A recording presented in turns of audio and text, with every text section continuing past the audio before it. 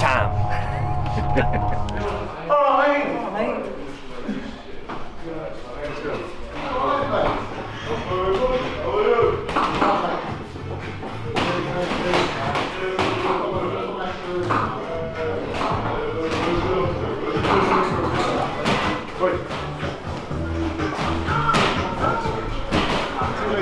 Yeah.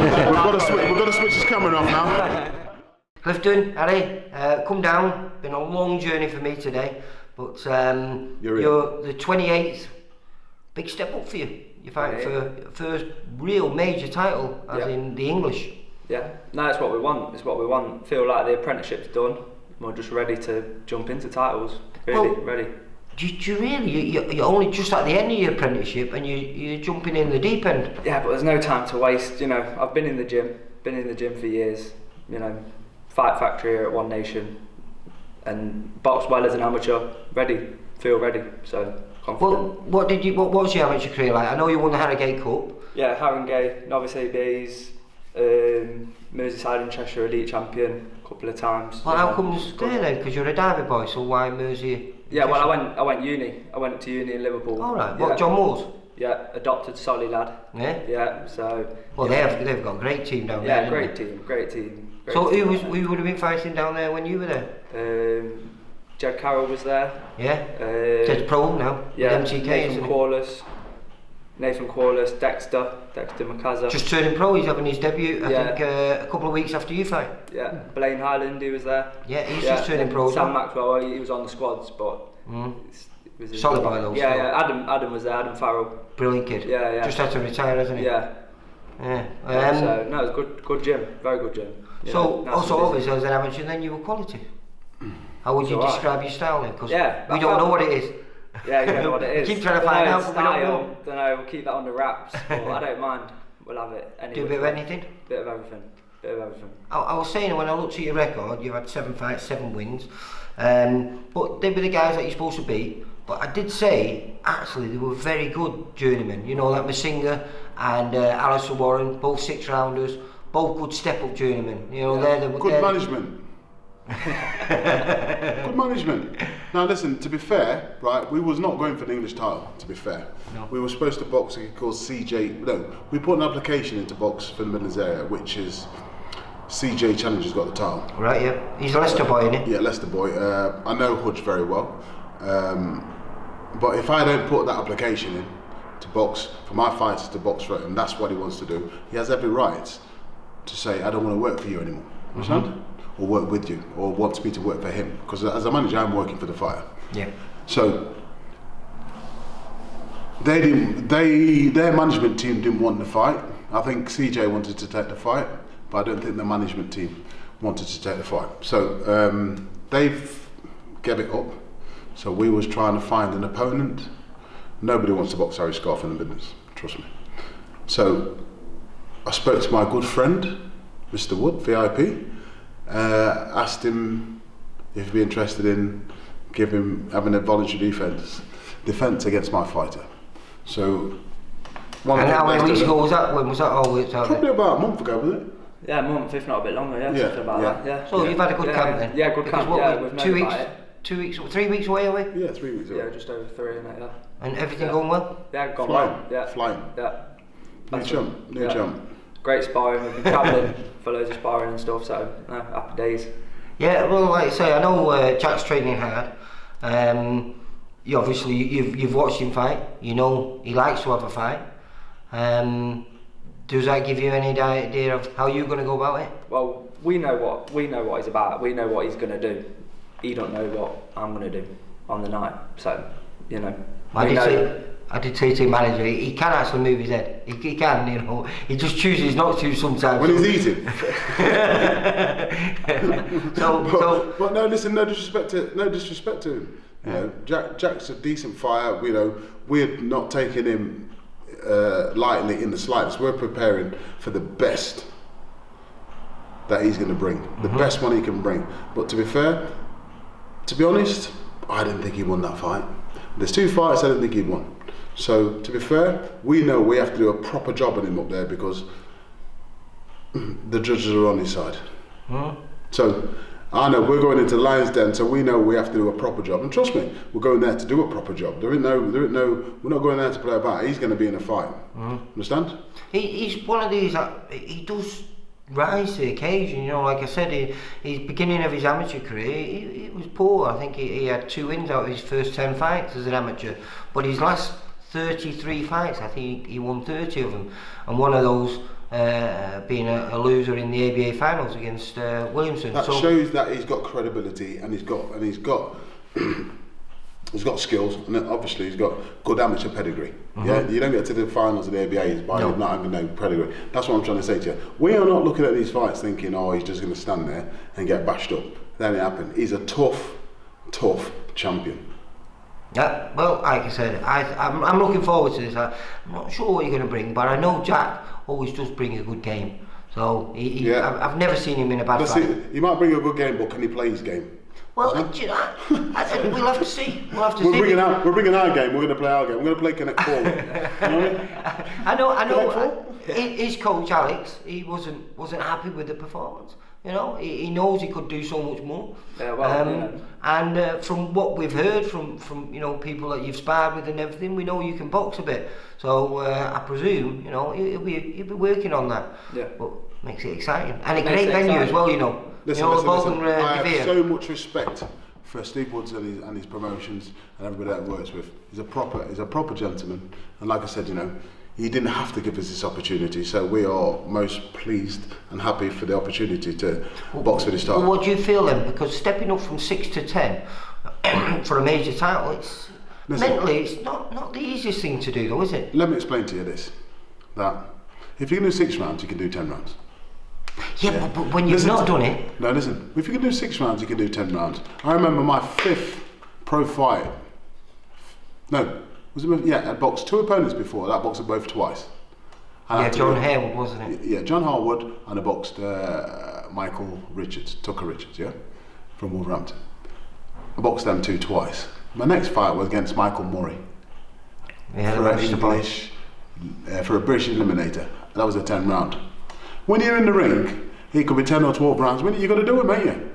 So you can't say you're never ever going to know you're going to do them until you've got to do them. It might be 10 rounds. You might. Like you say, this is too good an opportunity to turn down, isn't it? Listen, I'm not dwelling on 10 rounds. I'm not dwelling on I've got to do 4 more rounds. You know, we train accordingly, and that's how it will roll. He's done. How many times has he done 10 rounds? He's done it once, but he, like you say, he had the 8 rounds, and then the 8th round against Williamson.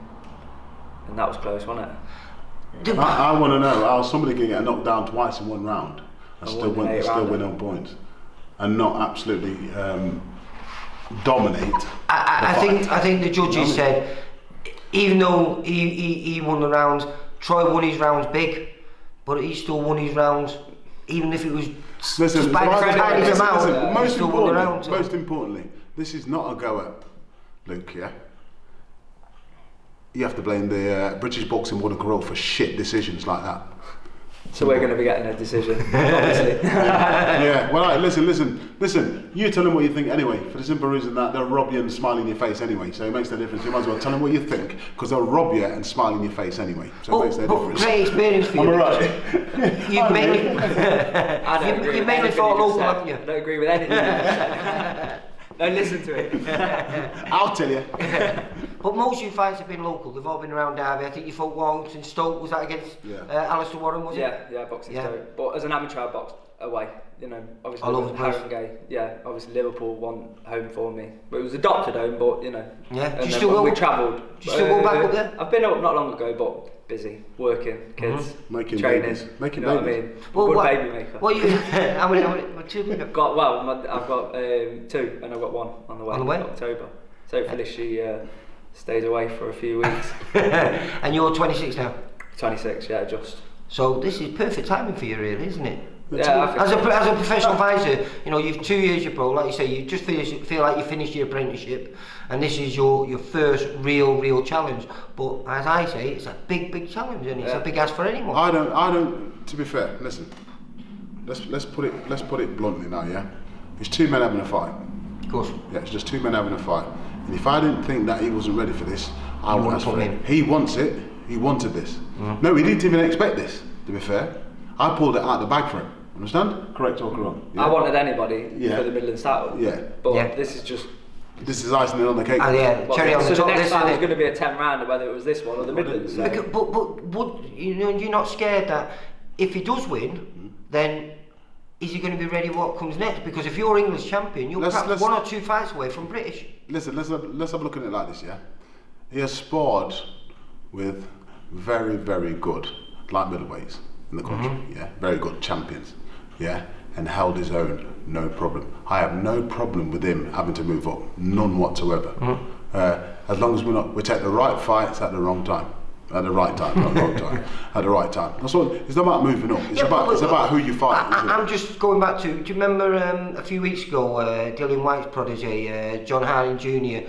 Stepped up. I think he was at a similar situation. I think it was he. He's not Harry Scarff, though, is he? No, I know he's not. No, but it's a similar situation. It's not a similar situation because he's not Harry Scarff, and you'll see on the night. No matter how you try and say, I can understand what you're trying to do, trying to get a debate on it, but I'm telling you now, he's not Harry Scarff. And when you see Harry Scarff on the night, you'll understand why I'm saying this. And this is no disrespect to anybody that is getting the ring, but this kid is not good enough to beat Harry Scarff. That's my personal opinion. Otherwise, I would not be putting him in there. Well, as a fighter, if you went in with any other, as yourself, you believe you're going to win. Obviously. As Jack believes he's going to win. Yeah. And if you didn't get in the ring believing that, you shouldn't be in there, should you really? Correct. You know? At the end of the day, like I say, it's a fight. Just a fight, isn't it? It's a fight. It's just a fight. It's another fight. I've been around the gym for a long with time. a label. I know how to look after myself. Yeah, We've got a good idea of what we're going to do. It's a fight with a label, yeah? Otherwise, it's just a normal fight, isn't it? Take the label from it, it's just another fight. You can call it English style fight, do what you want, dress it up, put the labels on it, but really, it's just 2 men getting in there, having a punch up. And there's different ways to I love it when people simplify boxing, because it is, it's true, it is just a fight. You can hype it up and get all... It's still 4 more rounds than you've ever done before. I didn't want to do an 8-rounder. I didn't want to do any more 6, or, nothing. I'm ready. Yeah. He is pressuring me for fights all the time, pressuring me. And you feel he's ready then? Yeah, listen, if he says he's ready, I know he's ready. Because if he doesn't want something, he tells me, he says, no, we're not doing that. We don't want that one. That makes no sense. I offer him certain fights. But how long has he been asking you for something like this? Long time, after about, he says, listen, after he did the 4 rounders, remember, I'm a promoter. I've promoted all his fights, yeah? Bar one, his last one in Stoke, yeah? So, I'm the one who has to find opponents. He has to sell enough tickets to get the 6 rounders, understand? How do you find that? Because I believe you're bringing a little army up. Yeah, let me tell this guy to shut up. So now the noise has gone away. What we was talking about before was, I was saying we've got Scott Fitzgerald who's going to be fighting Ted Cheeseman for the British. We believe Scott is going to win that fight and become the new British champion.